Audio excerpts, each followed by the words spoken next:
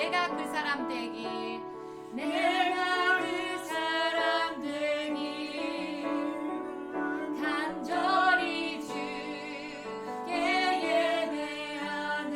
주 은혜로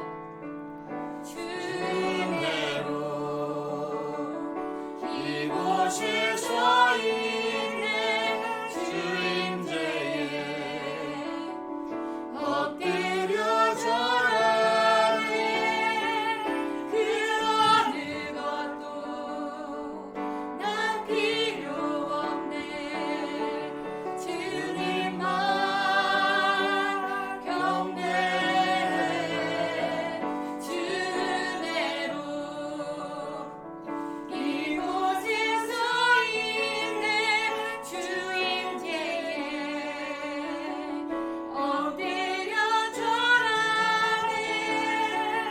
그 어느 것도 난 필요 없네.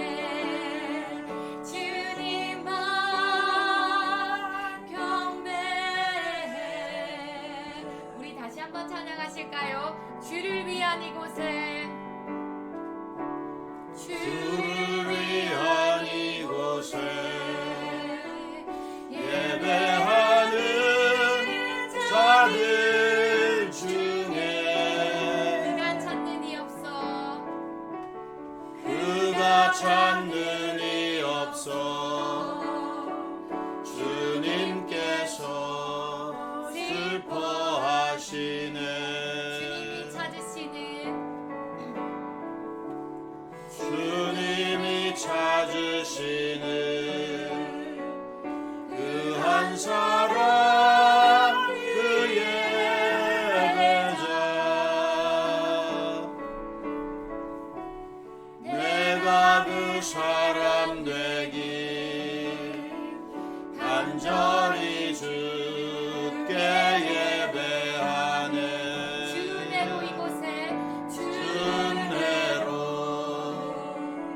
이곳에서 있네. 주 임재에 엎드려 절하네. 그 어느 것도 난 필요 없네. 주님만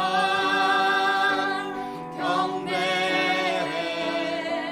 주 은혜로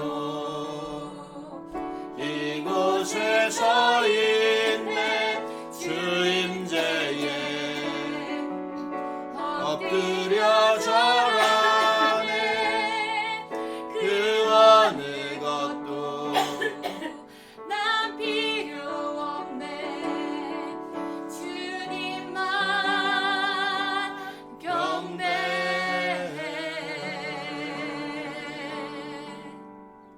아멘. 저희 다 함께 기도하시겠습니다.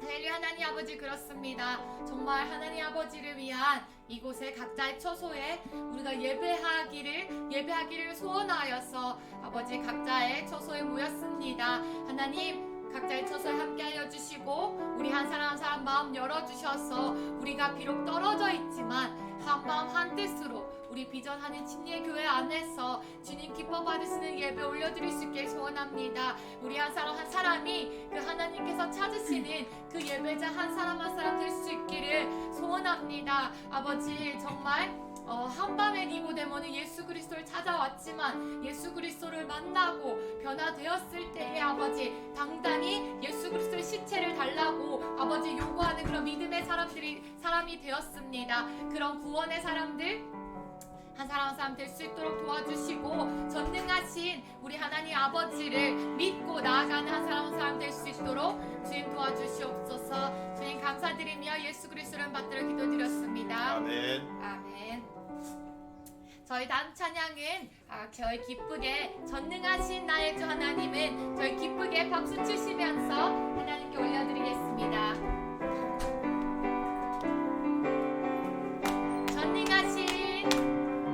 전능하신 나의 주 하나님은 능치 못하신 일 전혀 없네. 우리의 모든 간구도 우리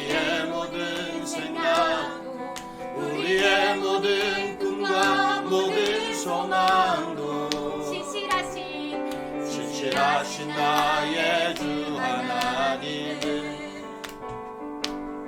우리의 모든 괴로움 바꿀 수 있네.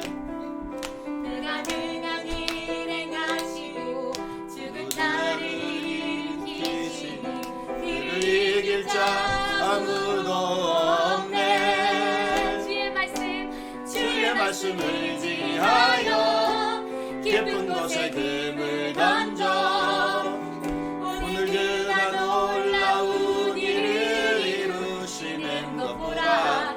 주의 말씀을 의지하여 믿음으로 금을 던져 믿는 자에게 능치 못함 없네. 우리 다시 한번 찬양하실까요? 전능하신 나의 주 하나님은 능치 못하실 일 전혀 없네. 우리의 모든 간구도 우리의 모든 생각도 우리의 모든 꿈과 모든 소망도 신실하신 나의 주 하나님은 우리의 모든 괴로움 바꿀 수 있네.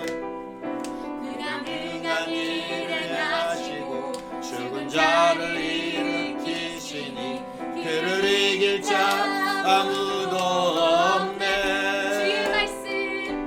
주의 말씀을 의지하여 깊은 곳에 금을 던져 오늘 그가 놀라운 일을 이루시는 것 보라.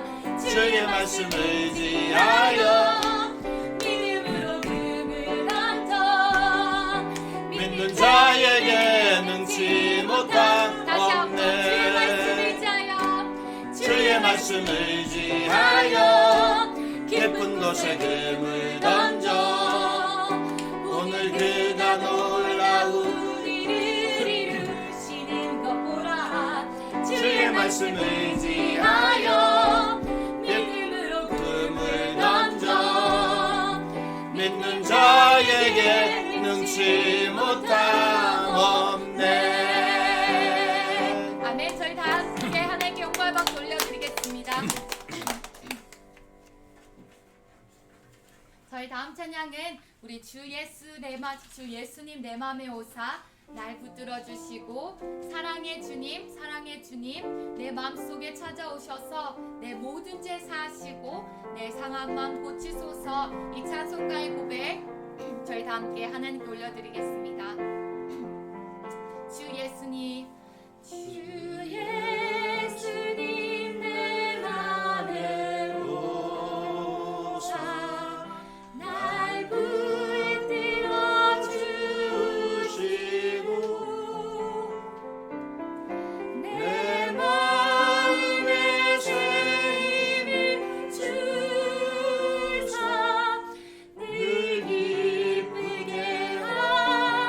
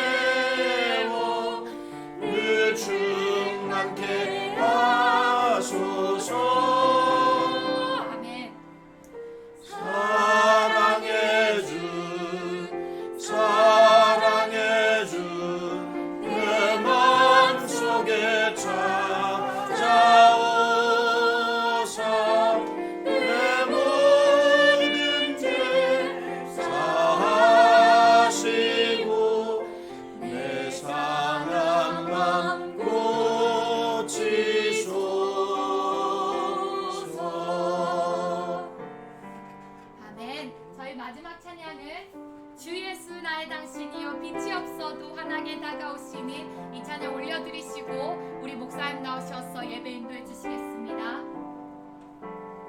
빛이 없어도 환하게 다가오시니 주 예수 나의 당신이요 음성이 없어도 똑똑히 들려주시니 주 예수 나의 당신이요 당신이 있음으로 나는 있고 당신의 노래가 머물므로 나는 부를 수 있어요 주여 꽃처럼 향기 나는 나의 생활이 아니어도 나는 당신이 좋을 수밖에 없어요 주 예수 나의 당신이 인정하실까요? 나는 없어도 당신이 곁에 계시면 나는 언제나 있습니다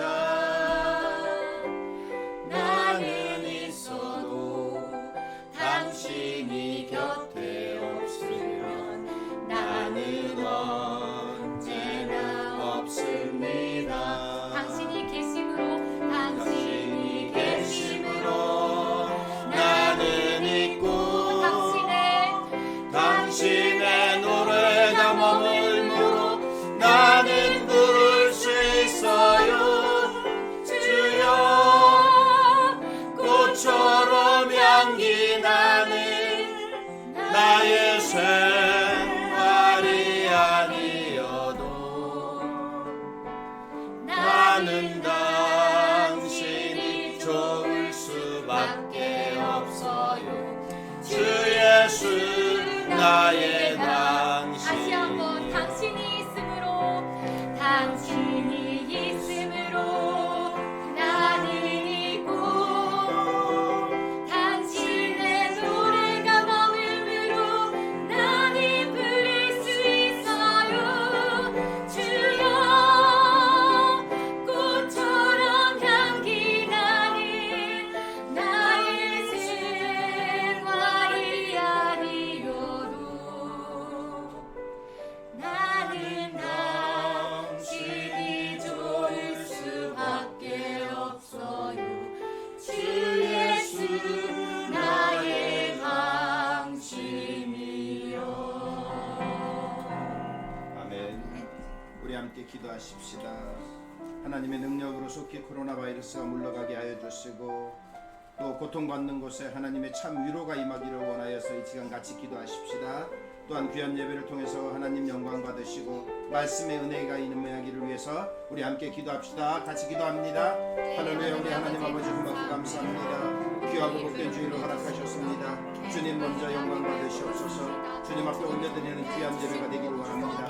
이 시간 하나님 간절히 기도합니다. 아버지 하나님 속히 코로나 바이러스가 물러가게 하옵소서. 이 땅에 전 세계에 임할 이 고통에 아버지 하나님이 어렵고 힘든 시간이 속히 지나가게 하옵소서. 하나님의 능력으로 하나님의 축복하심으로 아버지 하나님 고통받는 곳에 죽음이 있는 곳에 하나님의 위로가 있기를 원합니다.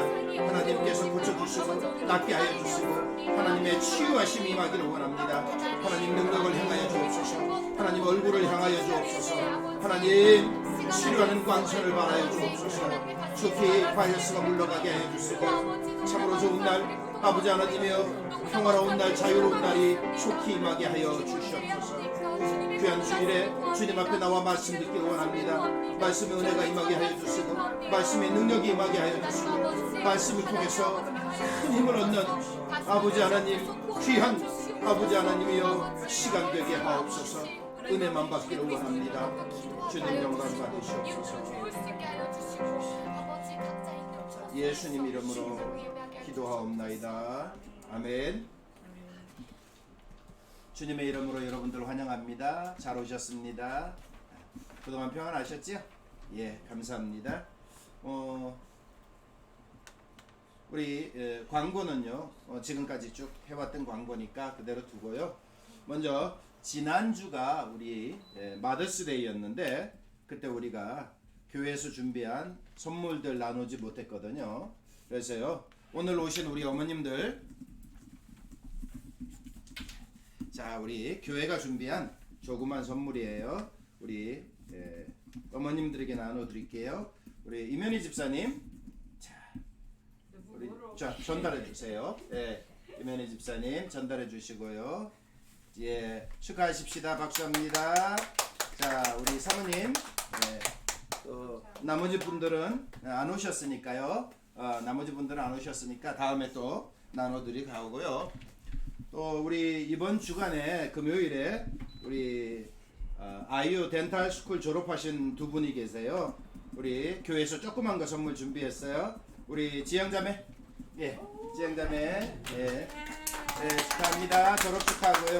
자, 조시 형제, 예, 조시 형제, 예, 축하합니다. 예, 축하합니다. 예, 너무 고생하셨고요, 수고하셨고요. 닥터가 되심을 축복하고 축하합니다. 예, 좋은 의사들 되시길 바랍니다. 자, 이제 우리 찬송하면서요, 준비한 예물 하나님 앞에 올려드리십시다. 주 예수 내가 알기 전 찬양하면서 준비한 예물 올려드립니다.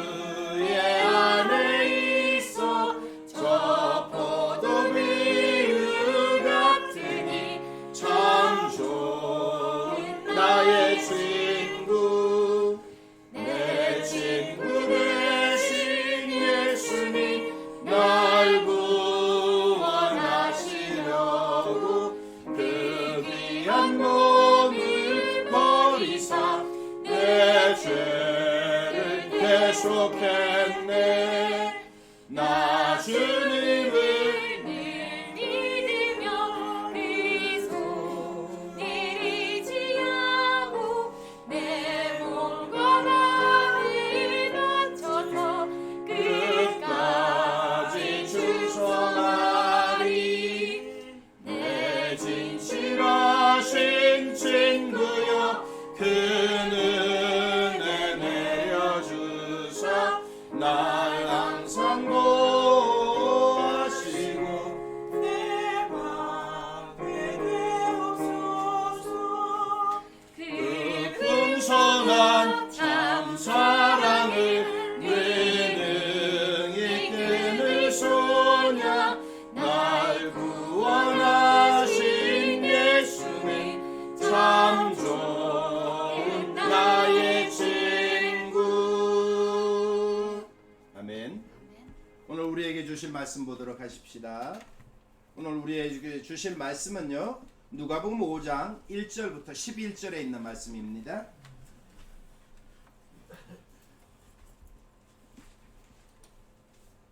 누가복음 5장 1절부터 11절, 우리 앞에 있는 말씀 같이 보실까요?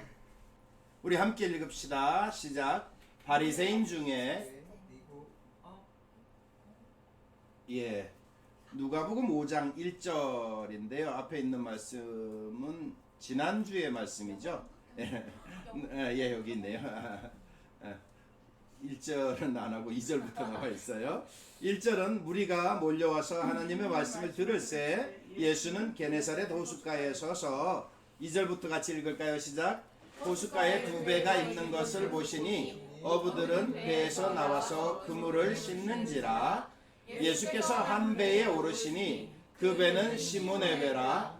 육지에서 조금 뛰기를 청하시고 앉으사 배에서 무리를 가르치시더니 말씀을 마치시고 시몬에게 이르시되, 깊은 데로 가서 그물을 내려 고기를 잡으라. 시몬이 대답하여 가로되 선생이여 우리들이 밤이 맞도록 수고를 하였으되 얻은 것이 없지만은 말씀에 의지하여 내가 그물을 내리리이다 하고 그리한즉 고기를 애운 것이 심히 많아 그물이 찢어지는지라. 이에 다른 배에 있는 동물을 손짓하여 와서 도와달라 하니 저희가 와서 두 배의 채움에 잠기게 되었더라. 시몬 베드로가 이를 보고 예수의 무릎 아래 엎드려 가로되 주여 나를 떠나소서 나는 죄인이로소이다 하니 이는 자기와 및 함께 있는 모든 사람이 고기 잡힌 것을 인하여 놀라고 세베대의 아들로서 시몬의 동업자인 야고보와 요한도 놀랐음이라. 예수께서 시몬에게 일러 가라사대 무서워 말라 이제 후로는 네가 사람을 취하리라 하시니 저희가 배들을 육지에 대고 모든 것을 버려두고 예수를 쫓으니라. 아멘. 하나님께 찬양 올려드립니다.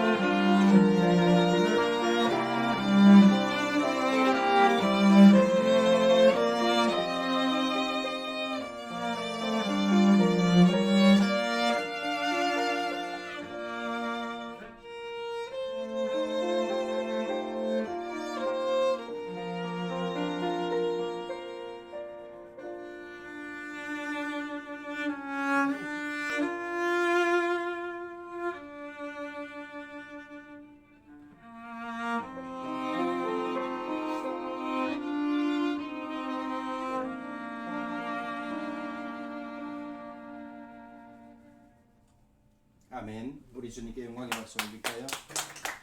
감사합니다. 기도하겠습니다. 주님 고맙습니다. 이 시간 저희들 주님의 말씀 듣기를 원합니다. 성령님, 저희들의 부족함을 아시고 연약함을 아시고 저희들에게 지혜와 지식을 더하셔서 하나님 말씀 깨달을 수 있도록 은혜를 베풀어 주옵소서. 눈과 귀를 열어주시고 마음문 열어주옵소서. 말씀 사모하여서 주님 앞에 있습니다. 성령님, 우리를 도우시고 우리에게 놀라운 은혜와 깨달음 있게 하옵소서. 예수님 이름으로 기도하옵나이다. 아멘. 1절의 말씀에 보면요, 게네사렛 호숫가에 서 계시는 예수님의 모습을 보게 되지요. 게네사렛 호수라는 이름은 우리 성경에 주로 갈릴리 호수 이렇게 말하잖아요. 갈릴리 바다, 갈릴리 호수. 이 갈릴리에 있는 지명에 따라서, 그러니까 어느 동네에서 이 호수를 보느냐에 따라서 이름을 달리 불러요. 그러니까 이 갈릴리 호수가 있는 전체 지역이 쉽게 말해서 카우니가 갈릴리고요. 그 중에 동네들, 도시들 중에 하나가 게네사렛. 그리고 또 우리 요한복음 21장에 보면 예수님께서 부활하시고 고기 잡으러 갔던 베드로와 제자들에게 나타나시는데 거기는 어디라고 나와요? 디베랴라는 곳으로 나와요. 그러니까 이 지명을 보게 되면 북쪽의 헐몬산 쪽을 바라보면서 보면 이 게네사렛이나 그 다음에 이 디베랴는 다 왼쪽에 있어요. 지중해 쪽으로 왼쪽에 있어요. 그러니까 요단강, 그 갈릴리 호수를 따라서 사해로 내려가는 그 요단강이 있는데 요단강 건너편, 그러니까 다시 말해서 이제 이 지중해 쪽으로 치우쳐 있는 동네가 게네사렛, 그리고 그 밑에 보면 막달라, 그 다음에 그 밑에 보면 디베랴, 그리고 북쪽 중앙쯤 있는 게 우리가 잘 아는 것처럼 가버나움, 예수님의 전체적인 사역지의 중심지, 이 갈릴리 전체 지역이에요. 그래서 어느 쪽에서 보고 호수를 보고 말하느냐에 따라서 게네사렛 호수다, 디베랴 호수다, 뭐 거기다 너무 크다 보니까 바다라는 표현을 해요, 그죠? 바다라는 표현을 하고 있는데 대략 이 갈릴리는 남북으로 한 13마일, 남북으로 길이가 한 13마일 정도 돼 있고요, 동서로 약 8마일 정도. 그러니까 여러분들 뭐 이렇게 대략 생각해 보면 어느 정도 사이즈다라고 알 수 있어요. 그러니까 호수가 길이가 남북으로 13마일 정도, 20km 이상 된다고 생각하면 굉장히 큰 호수지요. 여기에 대략 한 200종 이상의 물고기들이 서식한다고 합니다. 아주 풍부한 그런 곳이지요. 그런데 이 게네사렛 호수, 게네사렛이라는 지역을 보면 이 호수 이제 북서해안 쪽으로 이루어져 있는 곳인데요. 평야지대예요. 평야지대. 평야지대고 또 이스라엘에서 드물게도 이곳에 아주 산림이 우거지고 특히 무화과나무, 감람나무, 종려나무 등이 굉장히 잘 자라는 곳이에요. 그래서 이곳은 농식물들이 풍부해 가지고 옛날부터 많은 사람들이 살고 있었어요. 특히 이 구약 시대 때 우리 출애굽기에 보면 이 지역을 갖다가 긴네렛이다라는 지명으로 표현을 하고 있어요. 긴네렛. 그래서 이 지역이 아주 좋은 비옥한 그런 곳이고, 그래서 이제 이 지역에 많은 사람들이 살고 있었는데 오늘 예수님께서 이곳에 오셔가지고 이제 이 호숫가에 서서 계시는 거. 왜 그러냐 봤더니 수많은 사람들이 예수님의 말씀을 들으려고 몰려 나왔어요. 그리고 또 많은 사람들이 더 찾아오다 보니까 예수님께서는 서 있을 수 없어가지고 마침 그때 그 호숫가에 배가 있어서 배를 타고 조금 뛰어서 이제 배에 앉으셔가지고 몰려온 사람들, 수많은 사람들을 향해서 말씀을 전파하셨어요. 지금 우리가 생각해 보면 어떻게 이것이 가능할까? 그렇잖아요. 이 호숫가에서 수많은 사람들이 왔고 그들에게 예수님께서 아마 예수님이 저만큼 목소리가 크셨는지는 모르겠습니다만은 그때 무슨 마이크가 있었겠습니까? 무슨 확성기가 있었겠습니까? 그런데도 놀랍게도 이 지역이 이 호숫가에서 이 조용조용 말해도 아주 먼 곳까지 이렇게 소리가 전달될 수 있는 그런 지형이라고 합니다. 이 지역이. 그래서 마침 예수님께서 그곳에 있는 배에 오르셔가지고 이제 찾아 나온 많은 사람들에게 말씀을 전하시고, 성경에 보니까 그 배의 주인이 시몬이다. 베드로의 옛 이름이죠, 그죠? 시몬. 예. 시몬의 배에 마침 예수님께서 타셨어요.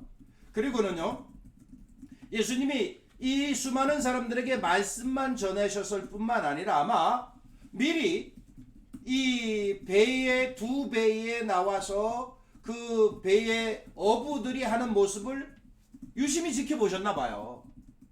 어부들은 이미나 아침이 되어서 그물을 다 씻어서 배에 다시 이제 다음날 조업을 하기 위해서 그물을 씻어 배에다가 정리하고 있는 그것을 보셨어요.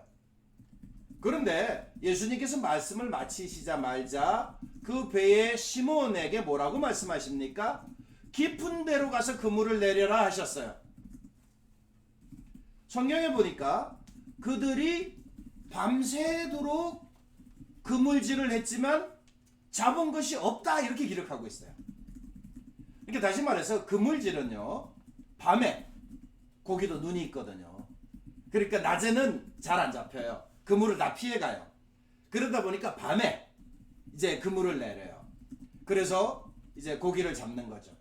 근데 이 갈릴리가 굉장히 큰 호수고요. 시몬과 및 그 동업자들이 그곳에서 어릴 때부터 아마 그 그물질을 하면서 이제 고기를 잡았던 사람인들 것 같아요. 그래서 그 지역에서 늘 어부 일을 했던 사람들인데 고기는 밤에 그물을 내려서 잡아야 돼요. 근데 지금은 어떤 때예요? 아침이에요. 그리고 이미나 어부들이 그물을 다 씻어가지고 정렬해 놨어요.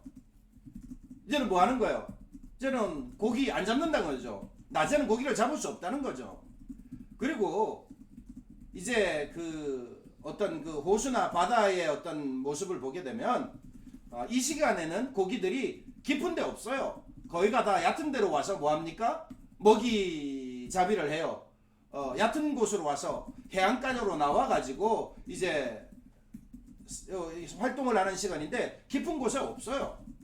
이런 상황 속에 어부들인 시몬과 동업자들, 예수님께서 깊은 데로 가서 그물을 내려라 했을 때에 밤새도록 그곳에서 고기를 잡으려고 그물질을 했지만 한 마리 잡지 못했어요.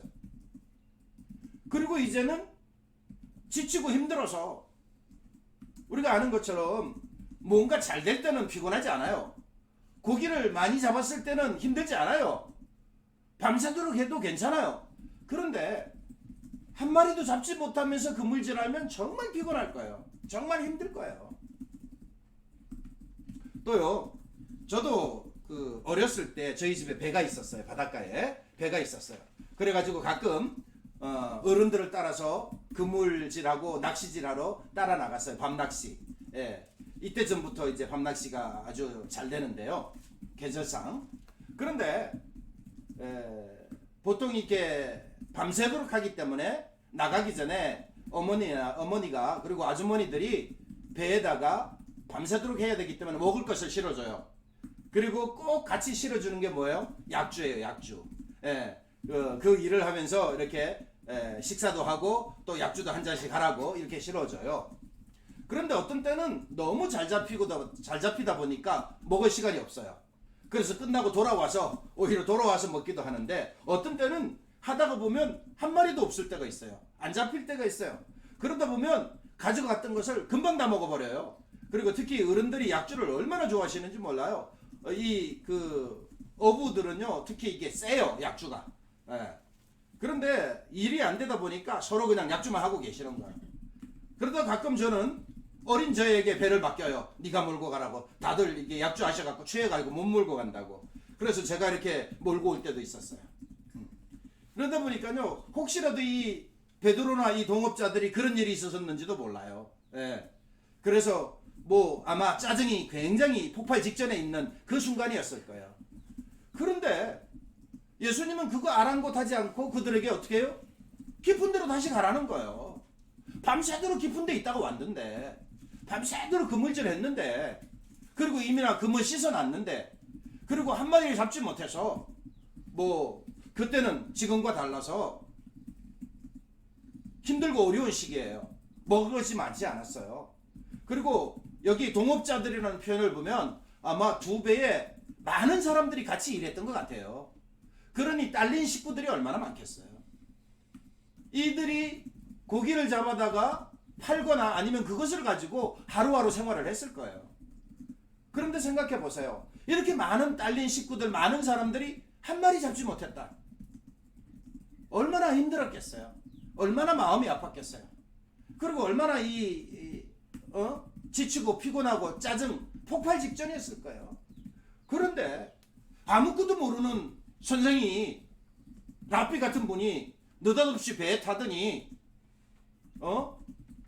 시몬에게 깊은 데로 가라는 거예요. 그래서 그 고기를 내려갖고 그물을 내려가 고기를 잡으라는 거예요. 안 그래도 짜증 나는데, 안 그래도 힘든데, 이건 뭐.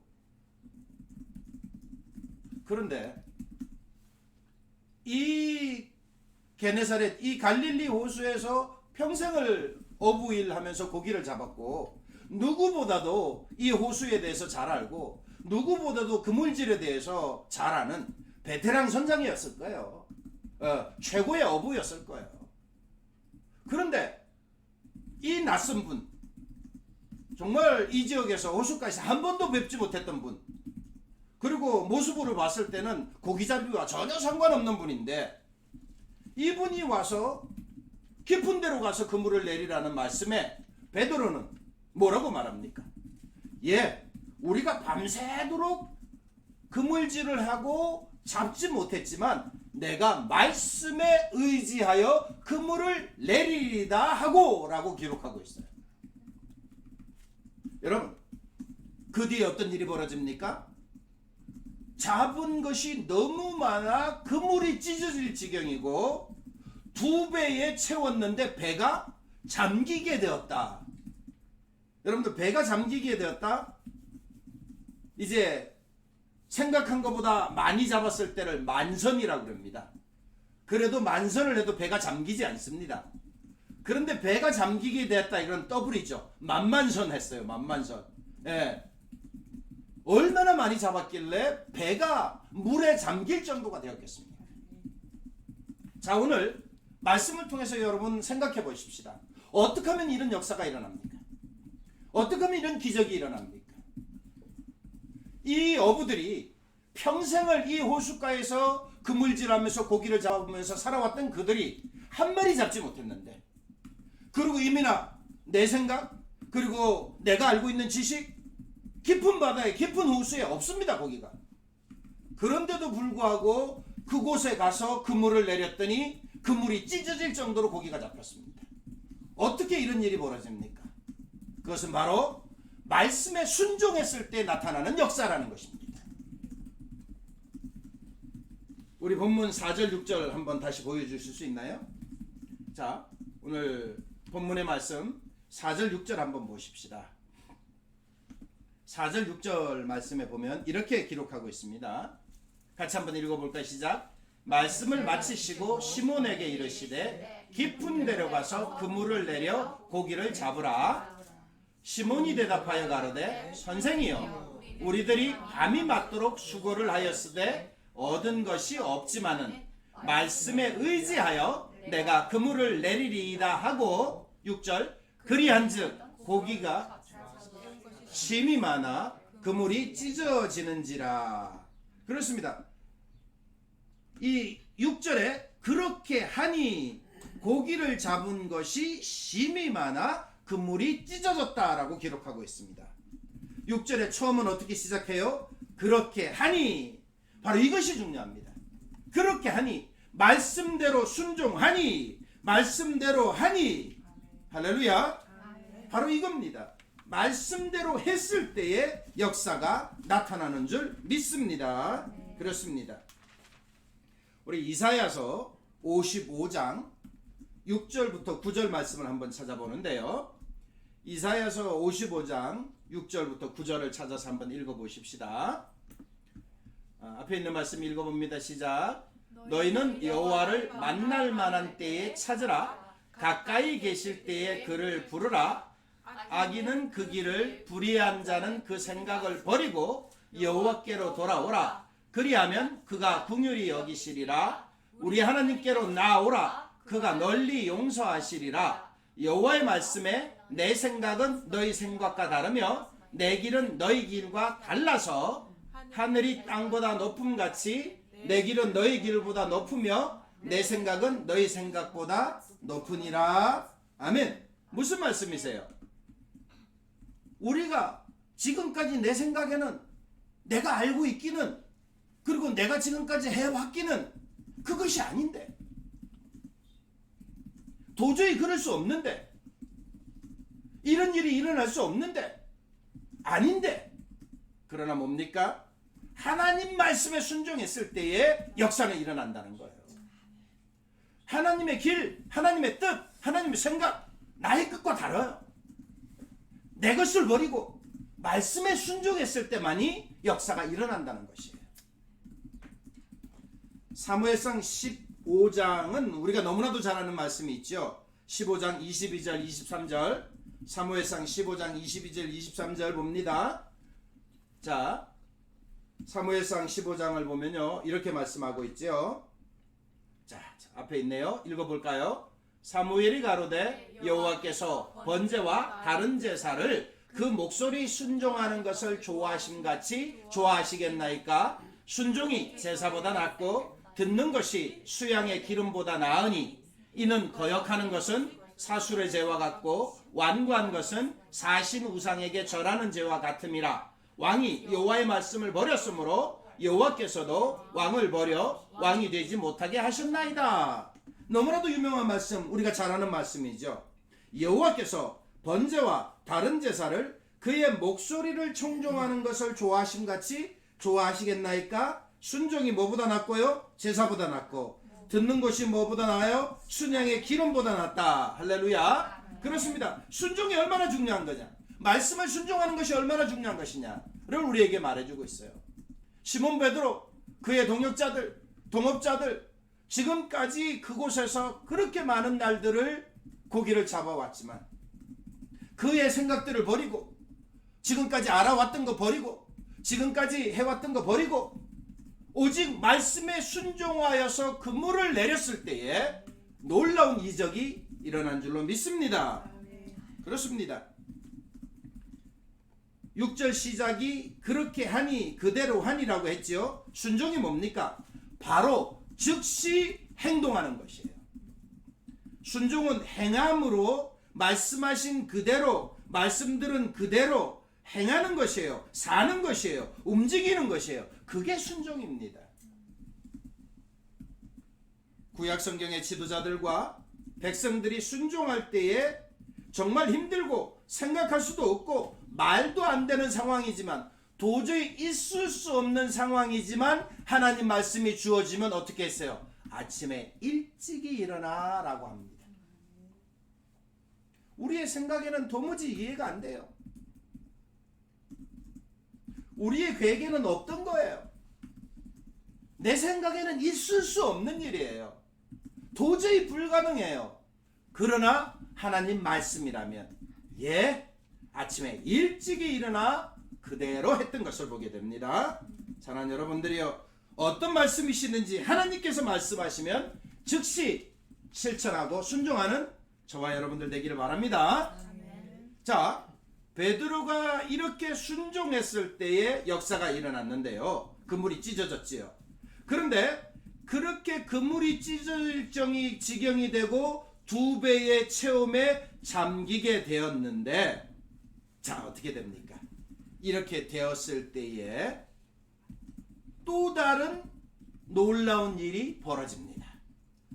이 놀라운 체험, 경험을 한 베드로는 예수님 앞에 엎드려 회개하는 역사가 일어나요. 여러분들이요, 하나님의 이적과 기적은 회개 없이는 불가능합니다.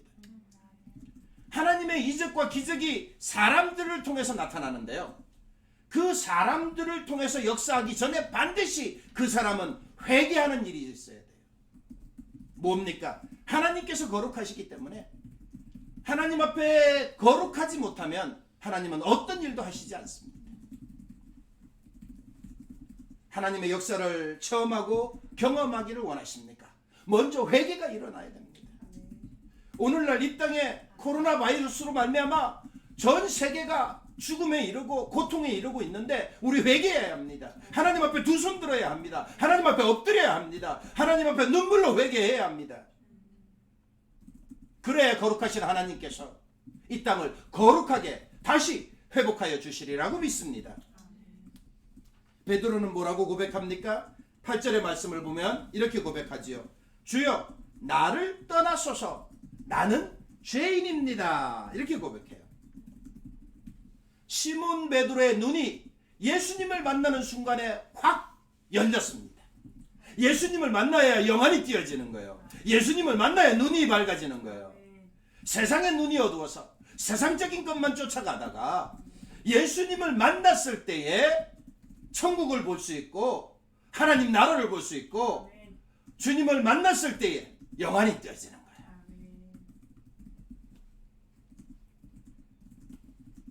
베드로는 누구도 거부할 수 없는 지금까지 오직 자신만을 믿고 자기가 주장했던 대로 살아왔던 사람이었어요. 그런데 예수님을 만나는 순간에 자신의 인생을, 미래를, 전 생애를 맡길 수 있는 메시아를 만났음을 고백하는 거예요. 자기 입으로 한 번도 고백하지 못했던 주님, 주여. 여러분들이요, 이게 얼마나 중요한 표현인지 몰라요. 성경을 자세히 보면요, 예수님을 팔았던 가룟 유다는요, 예수님을 따라다니는 3년이 넘도록 한 번도 예수님을 주님이라고 부르지 않아요. 분명히 우리는 뭐예요? 마음으로 믿어 의에 이르고 입으로 시인하여 구원에 이른다 그랬어요.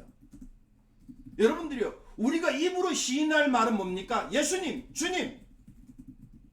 주님을 늘 우리 입으로 고백하고 불러야 된다는 거예요. 우리 구세주 메시아, 그분은 나의 주님이시다. 할렐루야. 이 확신이 있어야 되는 거예요. 베드로는 지금까지 세상적인 것을 주인 삼아 살아왔던 사람이에요. 자기의 의지, 자기의 힘, 자기의 어떤 노력, 자기의 어떤 것들을 자기의 모든 것으로 알고 살아왔던 사람이에요. 그런데 이제 주님을 만나는 순간, 주님의 놀라운 역사를 체험하는 순간, 그는 어떻게 해요? 아, 이분이 나의 주님이시구나. 아, 이분이 나의 구세주시구나. 주님임을 깨닫는 순간 모든 사람은 자기가 죄인임을 알게 되는 거예요. 주님을 만나야, 말씀을 들어야 내가 죄인임을 알아요. 주님을 만나지 못하고 말씀을 듣지 못하면 자기는 언제까지나 옳은 사람, 의인이라고 주장해요.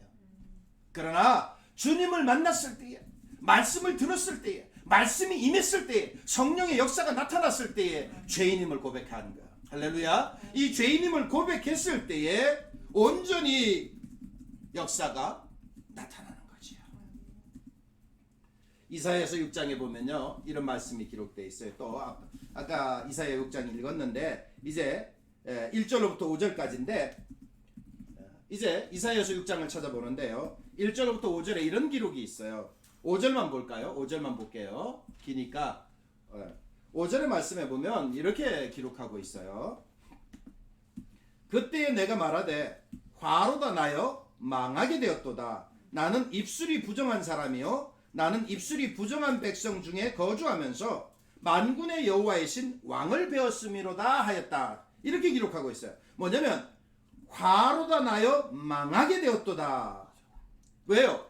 자기는 하나님의 존전에서 거룩한 하나님의 모습을 보는 순간 이 고백을 하게 되는 거예요.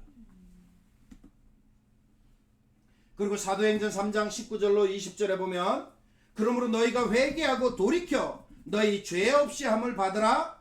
이같이 하면 새롭게 되는 날이 주 앞으로부터 이를 것이요 또 주께서 너희를 위하여 예정하신 그리스도 곧 예수를 보내시리니. 메시아가 이 땅에 오고 메시아를 만날 수 있는 유일한 길은 뭡니까? 회개하고 죄 없이 함을 받는 거예요.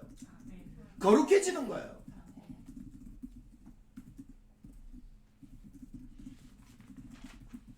진정 하나님을 만나면 누구나 죄인임을 고백하게 된다는 것입니다.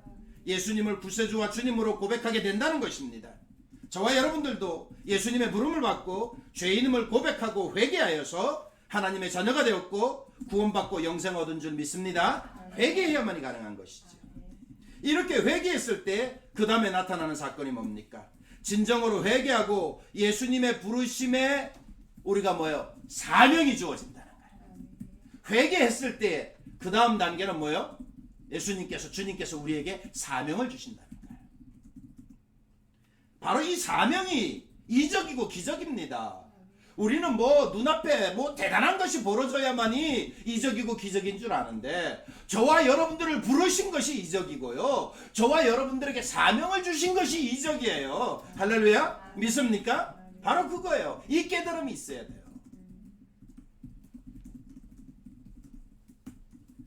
이사야 6장 6절로부터 9절 아까 말씀을 읽었는데, 이제 그 8절 9절 제가 찾아서 읽어드릴게요. 내가 또 주의 목소리를 들으니 주께서 이르시되 내가 누구를 보내며 누가 우리를 위하여 갈고 하시니 그때에 내가 이르되 내가 여기 있나이다 나를 보내소서 하였더니 여호와께서 이르시되 가서 이 백성들에게 이르기를. 이제 내가 하나님 앞에 죄인임을 고백하고 이제 스랍들이 나의 입술의 부정함을 알고 숯불로 나의 입술을 지졌고 이제 그렇게 깨끗해졌어요. 회개하고 깨끗해졌어요. 그리고 하나님의 음성을 듣습니다. 그때의 사명을 깨달아지고 주님 내가 여기 있습니다. 나를 보내소서. 고백이 나오는 거죠. 그리고 하나님은 어떻게 해요? 가라 말씀하시는 겁니다.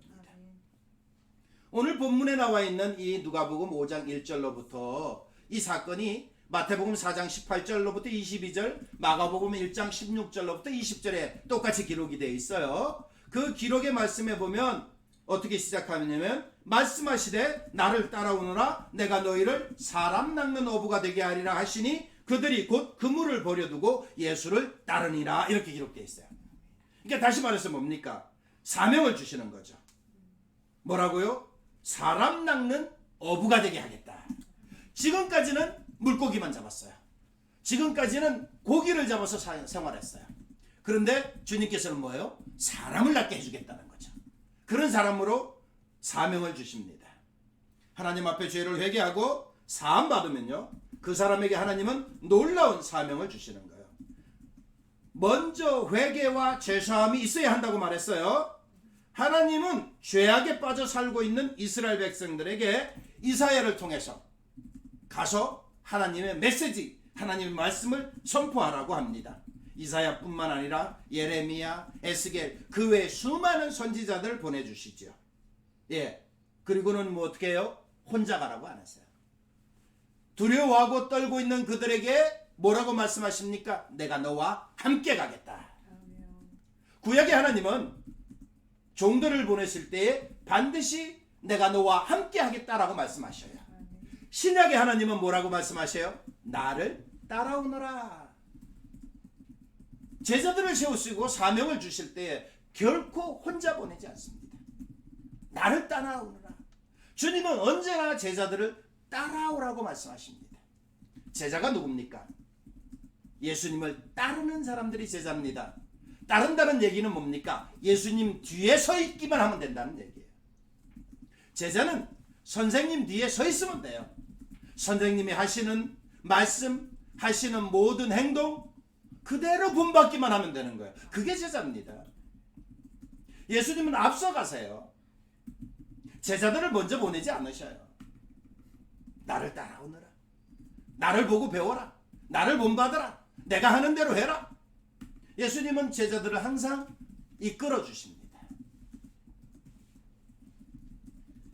여러분들이요, 제자는 선생님보다, 예수님보다, 성령님보다 앞서가면 안 됩니다.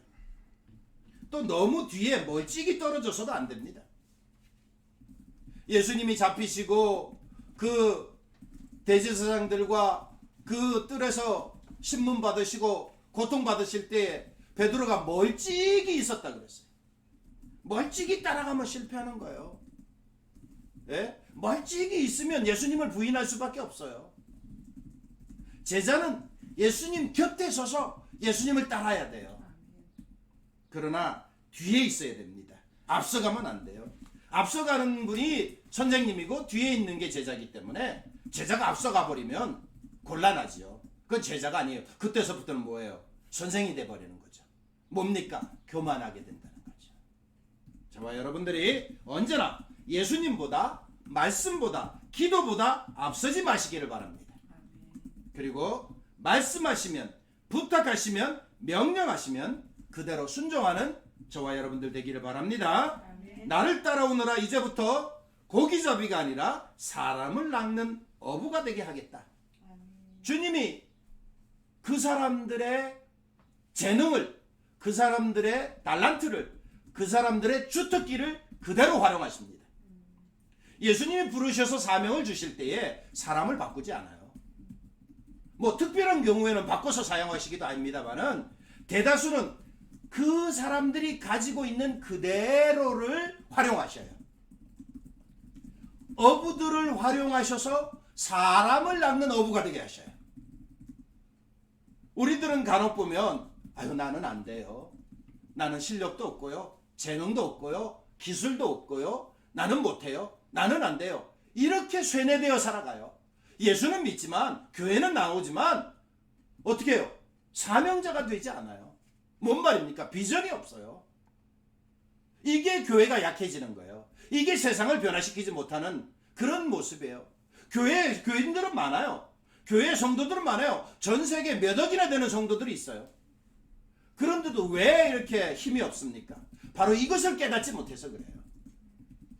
교회는 나오는데 신앙생활을 하는데 뭐예요? 소명이 없고 사명이 없어요. 이 사명감이 없어요. 뭐 때문에 그래요? 자기 스스로를 너무 자존감 없는 사람으로 만들어버려요. 나는 약해요. 나는 부족해요. 나는 못해요. 나는 할 수 없어요. 나는 안 돼요. 왜 그렇게 바뀌었는지 몰라요. 꼭 뭐와 같으냐면요. 이런 경우와 같아요. 우리 서커스에 보면 큰 코끼리가 제주를 넘지요. 보셨나요? 서커스 안 좋아하세요? 이 서커스에 보면 엄청나게 큰 덩치의 코끼리가 공위에 올라타고요. 예? 한 발 들고 두 발 들고요. 별제주를 다 부려요. 조련사의 말을 얼마나 잘 듣는지 몰라요. 그러나 야생의 코끼리는요. 절대 가까이 할 수 없는 존재예요. 예? 성질도 더럽고요. 힘으로는요. 당해낼 재간이 없어요. 그런데 그렇게 힘이 세고 성질이 포악한 그 코끼리가 어떻게 그렇게 말을 잘 들어요? 심지어는 귀엽기까지 해요. 재롱을 비우는 거 보면요. 이렇게 하려면요. 야생에서 아기 때 데려다가 훈련을 시키는데요. 아기 때 데려와 갖고는요. 큰 철사술 같은 걸로요. 큰 밧줄로 묶어 놓는데요. 그리고는요. 거기 밥만 주고 오랫동안 묶어 놓는데요. 애기지만 야생의 어떤 것이 있기 때문에 도망가려고 발부둥을 친답니다. 예. 그런데 묶여 있는 것이 워낙 강하기 때문에요.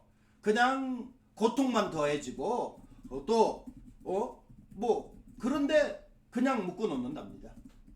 그러면서 몇 년을 묶여 있으면서 그가 점점 쇠뇌됐는데 뭡니까? 아, 나는 도망 못 가는구나. 아, 나는 도망가기만 하면 내가 더 고통스럽구나. 이게 쇠뇌가 된답니다. 그 다음부터는요. 조그만 줄에다가 묶어놔도 꼼짝하지 않고 있답니다. 말 잘 듣는답니다. 그렇게 쇠뇌가 되어버렸어요. 왜? 아기 때부터 큰 밧줄에 아무리 발부둥 쳐도 꿈쩍 안 했고 고통스러웠기만 했기 때문에 나중에 조그만 줄에만 묶어놔도 그렇게 순종하고 그렇게 말을 잘 듣는데요. 그 엄청난 덩치가 말입니다. 서커스 하는 것들 보면 작은 거 아니에요. 어마어마한 덩치예요. 이 무게가요 몇 톤씩 나가요. 예. 우리 동물의 세계 같은 게 보면요 그 맹수들이 코끼리한테 못 달려들어요. 예. 그 코로 한번 받으면요 다 죽는답니다. 예. 그 엄청난 것이 그렇게 조그만 줄에 매여 가지고 재롱을 떨어요. 그것은 뭐예요? 쇠뇌가 되기 때문에. 우리들이 말이죠 예수를 믿으면서도요 쇠뇌시켜 놨어요. 자기 스스로를 계속 쇠뇌시켜요. 나는 안 된다, 나는 못한다, 나는 능력이 없다. 그래요, 나는 능력 없어요. 그런데 누가 능력이 있어요? 예수님이 능력이 있어요. 내게 능력 주시는 자 안에서 내가 모든 것을 할 수 있다. 바울의 고백이 그거 아닙니까? 나는 능력 없어요. 나는 할 수 없어요. 나는 부족한 건 맞아요. 그렇지만 주님이 능력이 있으세요. 성령님이 능력이 있으세요. 그래서 할 수 있도록 나를 따라오느라 내가 너를 그렇게 하겠다.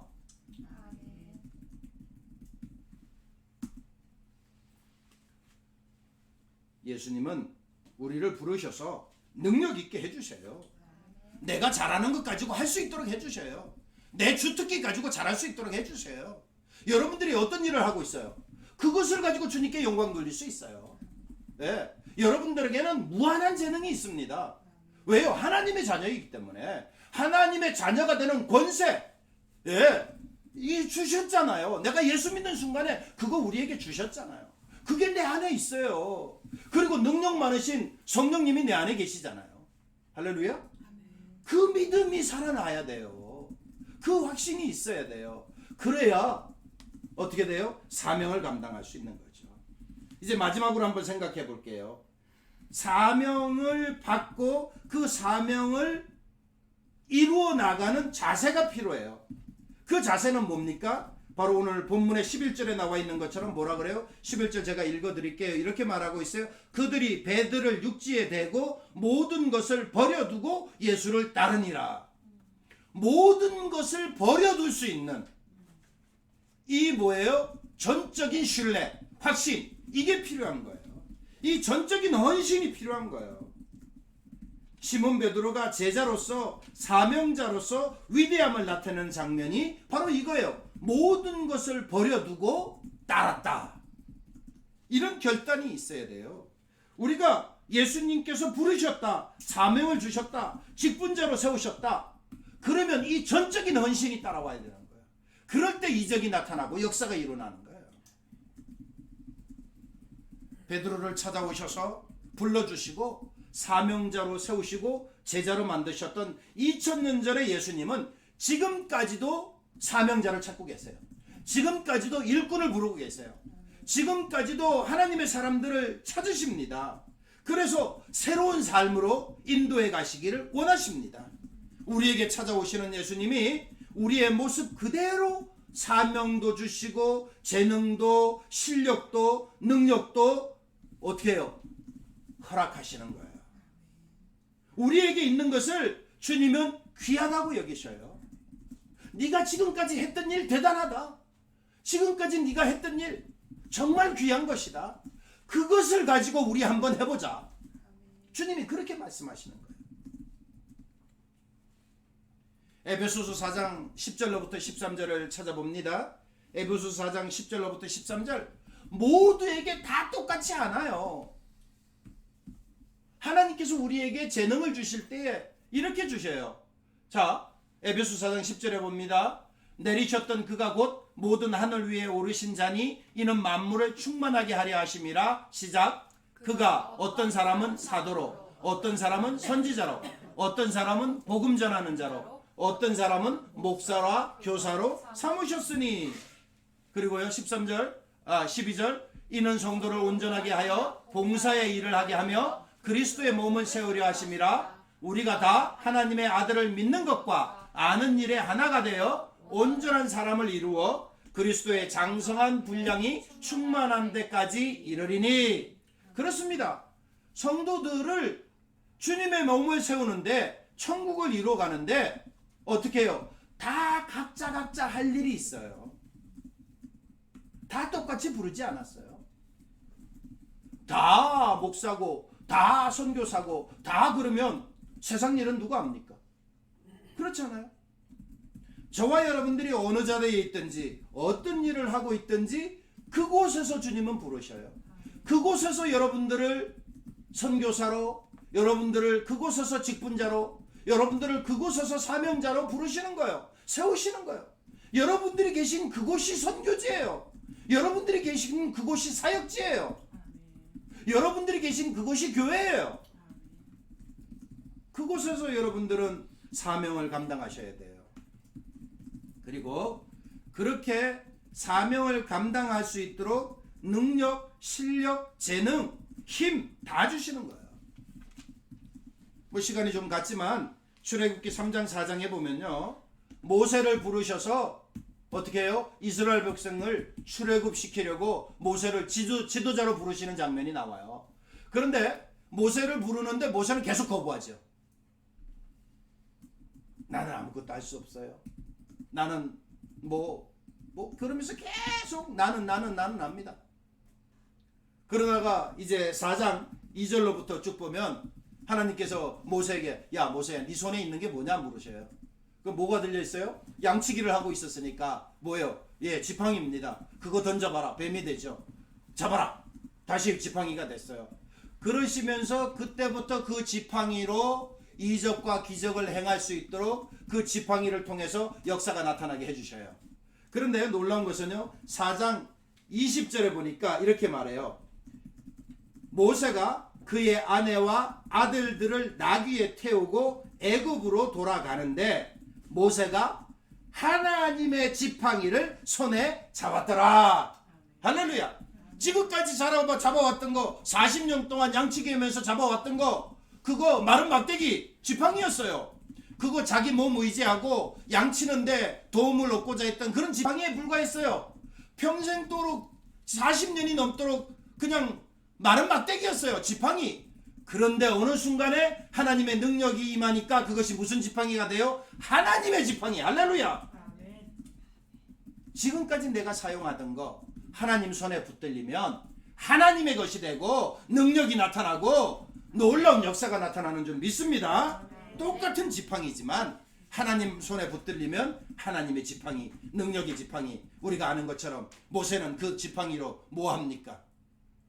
홍해를 가르지요. 그 지팡이로 뭘 합니까? 아말렉을 물리치지요. 그 지팡이로 뭐 합니까? 반석에서 물이 솟아나게 하지요. 그 지팡이로 40년 동안 이스라엘 백성들을 광야를 통과하게 하지요. 그 지팡이 하나로 말입니다. 그 지팡이는 하나님의 소리입니다. 그 지팡이는 하나님의 능력입니다. 여러분들 손에 들려지는 게 많아요. 예, 모세는 지팡이 달랑 하나 들었지만 여러분들 손에는 많은 것들이 들려 있어요. 하나님이 여러분들에게 많은 것을 주셨어요. 그거 깨달으시기 바랍니다. 믿으시기 바랍니다. 그거 찾으시기 바랍니다. 하나님 손에 올려드리기만 하면, 여러분들이 가지고 있을 때는 아무 능력이 없지만 그것을 하나님 손에 올려드리기만 하면 능력이 나타나는 도구가 되는 줄 믿습니다. 오늘 우리에게 주님이 찾아오셨습니다. 그리고 말씀하십니다. 사명을 감당하라고요. 사람 낚는 어부가 되라고요. 나는 할 수 없었지만, 나는 못하지만, 그러나 주님이 함께 하시며 주님이 따라오라고 하십니다. 그래서 사명자로 살아갈 수 있도록 만들어 주십니다. 사랑하는 성도 여러분, 오늘 말씀 들으시는 여러분, 주님 앞에 모든 것 내어놓으십시다. 주님 앞에 순종하십시다. 말씀에 순종하십시다. 부름에 순종하십시다. 그리고 주님 앞에 나의 잘못된 것 내려놓고 회개하십시다. 거룩한 사람들이 되십시다. 그리고 하나님께서 사명을 주실 때에 그 사명을 감당할 수 있는 자가 되게 해달라고 기도하십시다. 그리고 세상을 변화시키는, 우리의 이웃들을 변화시키는, 교회를 변화시키는, 우리의 직장과 일터와 학교를 변화시키는 놀라운 역사를 감당하는 저와 여러분들 되기를 축복하며 축원합니다. 기도하십시다. 할렐루야. 우리 주님 고맙고 감사합니다. 귀한 말씀을 통해서 오늘도 베드로를 찾아오시고 제자들을 찾아오시고 지금까지도 우리들을 찾아오셔서 부르시고 택하시고 사명자로, 직분자로, 일꾼으로 불러주시고 세워주시니 감사합니다. 그리고 감당할 수 있도록 능력도 힘도 주시니 감사합니다. 할 수 있도록, 잘할 수 있도록 재능도 주시니 감사합니다. 우리가 깨닫게 하옵소서, 발견하게 하옵소서. 주님께서 우리에게 주신 그 재능, 우리에게 주셨던 그 놀라운 힘 발견하게 하옵소서. 그러므로 말미암아 수고하고 무거운 짐진 자들아 다 내게로 오라. 내가 너희를 쉬게 하리라. 주님 품에서 쉼을 얻는, 그리고 다시 한 번 더 능력을 행하는 저희들 되게 하여 주시옵소서. 주님은 끝까지 나를 따라오라고 말씀하십니다. 그러면서 우리가 잘할 수 있도록, 더 잘할 수 있도록 능력도 주시는 줄 믿습니다. 오늘 찾아오셔서 부르시고 사명을 일깨워 주시는 주님 따라가는 우리가 되기를 원합니다. 주님께 영광 돌립니다. 주님 영광 받아 주옵소서. 어렵고 힘든 시기를 지납니다. 아버지 하나님 지키시고 보호하시고 어렵고 힘든 가운데서도 헤쳐나갈 수 있도록 잘할 수 있도록 힘주시고 역사하여 주옵소서. 예수님 이름으로 간절히 기도하옵나이다. 아멘. 찬양, 나 이제 주님의 새 생명 얻은 몸 찬양 드리고 기도로 마치겠습니다.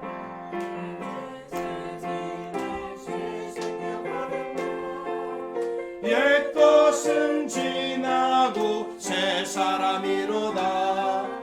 그 생명 내 맘에 강같이 흐르고 그 사랑 내게서 해같이 빛난다. 영생을 맛보며 주 안에 살리라. 오늘도 내일도 주 함께 살리라. 주 안에 감추인 새 생명 얻으니 이전에 줬던 것 이제는 값없다. 하늘의 은혜와 평화를 맛보니 찬송과 기도로 주 함께 살리라. 영생을 맛보며 주 안에 살리라. 오늘도 내일도 주 함께 살리라. 삼천도 조목도 새 것이 되었고 죄인도 원수도 친구로 변한다. 새 생명 얻은 자 영생을 맛보니 주님을 모신 맘 새 하늘이로다. 영생을 맛보며 주 안에 살리라. 오늘도 내일도 주 함께 살리라. 주 따라가는 길 험하고 멀어도 찬송을 부르며 뒤따라가리라. 나 주를 모시고 영원히 살리라. 날마다 섬기며 주 함께 살리라. 영생을 맛보며 주 안에 살리라. 오늘도 내일도 주 함께 살리라. 아멘. 잠깐 하나 광고 드립니다. 미국 교회에서 연락이 왔는데 또 정확한 연락을 위해서 이번 주간에 한 번 더 연락을 취해 보겠습니다. 교회가 오픈되기는 한다는데요. 지금 또 정부가 주정부가 6월 1일까지 또 연장을 했기 때문에 우리가 다음 주부터 교회 가서 예배를 드릴 수 있는지 정확하게 한번 알아보고 여러분들에게 연락드리도록 하겠습니다. 자, 기도합시다. 주님 고맙고 감사합니다. 주님 은혜와 사랑 축복 감사하여서 주님 앞에 나올 때에 귀한 예물 준비하여서 믿음으로 감사함으로 올려드렸습니다. 주님 우리의 믿음입니다. 기도의 제목 적었습니다. 감사의 제목 적었습니다. 또 어렵고 힘든 시기를 살면서도 소득 있게 하셔서 그 가운데 하나님의 것 10분의 1도 드립니다. 주님 영광 받으시옵소서. 바친 손길들을 기억하시고 물질 때문에 힘들어하지 않도록 축복하여 주시고 더 잘되는 역사가 있게 하여 주옵소서.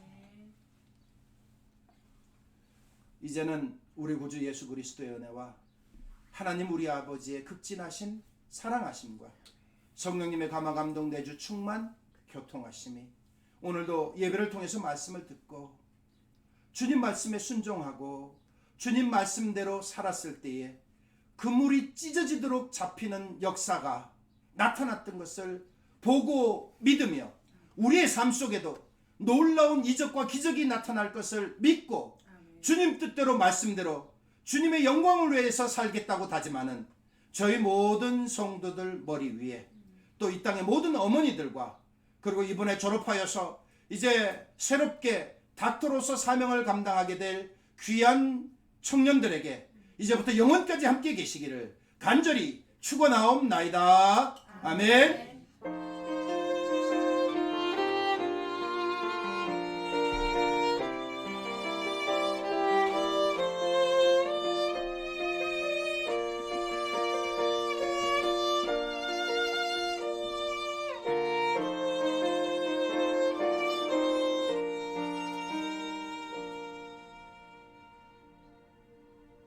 주님께 영광의 박수 올려드립니다.